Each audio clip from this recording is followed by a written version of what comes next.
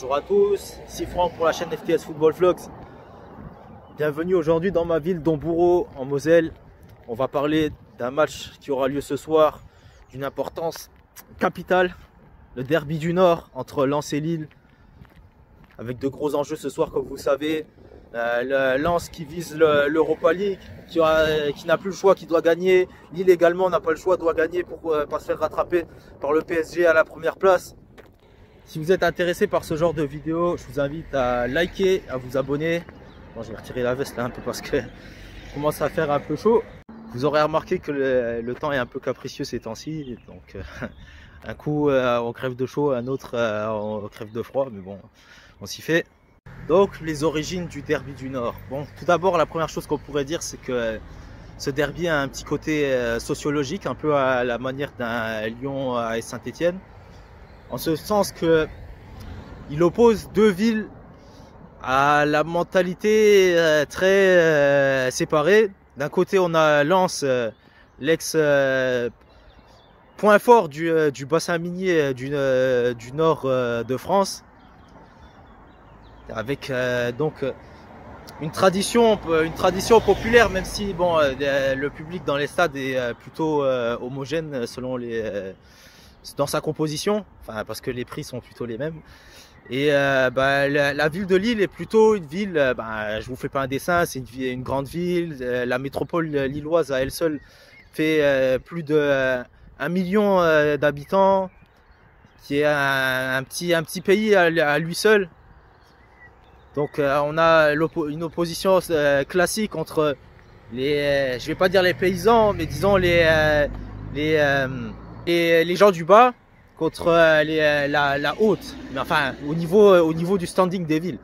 Même si Lens est une petite ville au sein d'une grande agglomération quand même, avec des villes comme Hénin-Beaumont, Béthune, Douai, Liévin et compagnie.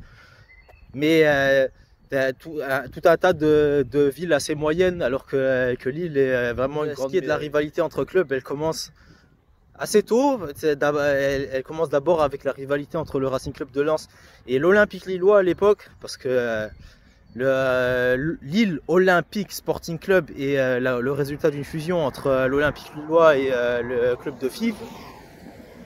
Et d'ailleurs, l'Olympique Lillois est le premier club à avoir été champion de France à la création du championnat de France de Ligue 1. À l'époque, c'était le championnat de D1. Mais d'ailleurs, les supporters lillois, pour une grande partie, affirmeront que le club détient un titre de plus à son palmarès que ce qu'il lui a accordé en réalité, étant donné que l'Olympique Lillois fait partie de son histoire. Mais le club tel qu'il existe aujourd'hui, le LOSC, est né en 1944. Pourtant, cette rivalité aurait pu ne plus être aujourd'hui, parce qu'en 1993, face aux grosses difficultés financières du LOSC, une proposition de fusion est engagée, notamment par Gervais Martel, mais qui n'aboutira pas, et au final, la rivalité restera ce qu'elle est. Et elle perdurera. Vos supporters, par contre, il est hors de question que quelque chose comme ça arrive pour des raisons assez claires. Disons que les deux clubs ne s'apprécient guère. Ça tombe bien. J'entends des bruits de chiens là. Ça m'amène justement aux insultes. Dire le surnom que donnent les Lensois ou Lillois, c'est les caniches, dû notamment à leur emblème qui est un chien, leur surnom les dogs. Et concernant les Lillois, ils pensent des Lensois, comment dire, que ce sont des pouilleux entre guillemets. Bon voilà, vous voyez un peu, on est sur un derby classique, tu vois, entre les grands qui prennent un peu les petits de haut. C'est pareil au niveau des titres. Il y a plus de titres pour le LOSC qu'il n'y en a pour le Racing Club de Lens. Le seul d'ailleurs, c'était un qui va... Bon, je l'ai pas vécu, mais bon, qui me fait de la peine en tant que supporter messin, c'est 1998. Les Lensois comprendront. Ouais, il y a eu aussi la Coupe de la Ligue l'année d'après, si je me trompe pas. Ouais, bon, voilà quoi. Et ouais, pour en revenir à ce que je disais, les Lillois regardent un peu les Lensois de haut. Surtout que là, ils sont en route pour leur prochain titre. Mais les Lensois ont une occasion historique de gâcher la fête et d'aller chercher la Coupe d'Europe. Si jamais ils réussissent à empêcher le titre de Lille et en plus prendre la Coupe d'Europe, ou à l'inverse, si Lille réussit à aller prendre le titre et empêche le Racing Club de Lens de participer à la Coupe d'Europe, c'est pour ça que je dis c'est probablement le derby du siècle. On va en parler pendant des années, dans 40 ans on en parlera encore. Donc c'est dommage d'ailleurs qu'il n'y ait pas de public, parce que pour moi, j'aurais espéré y être d'ailleurs, mais ça aurait été un derby vraiment explosif, quoi. C'est vraiment cette année, c'est un derby, voilà quoi.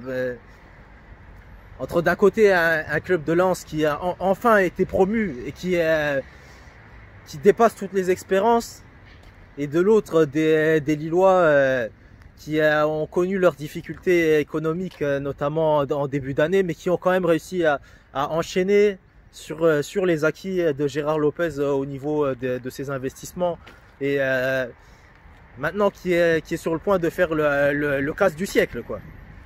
Donc c'est vraiment intéressant de ce côté-là. Il y a eu d'ailleurs de chaudes déclarations d'avant-match, notamment Gaël Kakuta côté lensois, qui a lancé un peu le match, comme il y a toujours les petites déclarations avant le derby, qui a expliqué comme quoi ça lui plairait bien de voir Paris champion et de priver Lille du titre. Donc c'est comme on les aime, voilà, ces avant-matchs de derby, ça chauffe un peu, voilà, ça fait un peu monter la sauce, monter l'ambiance tout doucement avant le grand match. Et bon, d'habitude il y a du public et il y a de la tension de dingue, mais bon, pour le coup ce sera pas le cas, mais il y aura quand même de la tension sur le terrain. On peut s'attendre, je pense, à un match très engagé. Niveau banderole, disons que comme dans tous les derbys, les supporters se font plaisir. D'ailleurs, je vous en mets quelques-unes là qui vont défiler.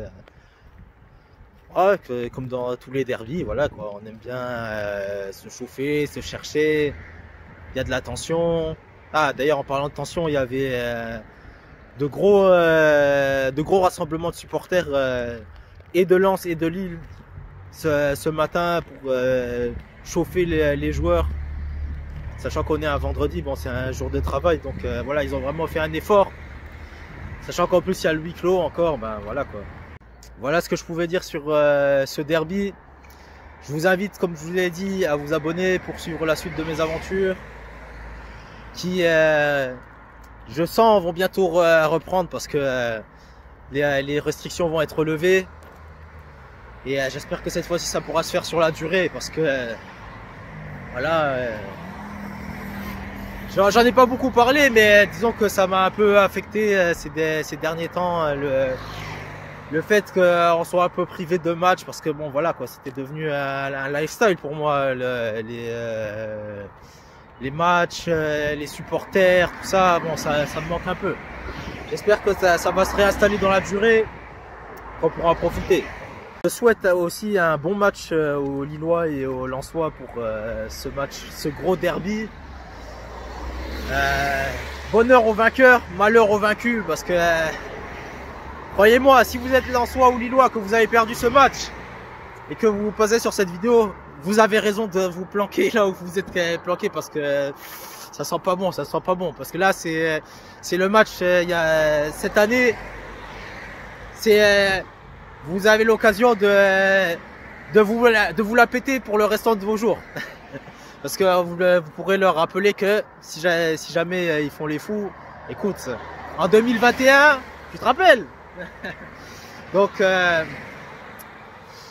bon derby à tous et à très bientôt.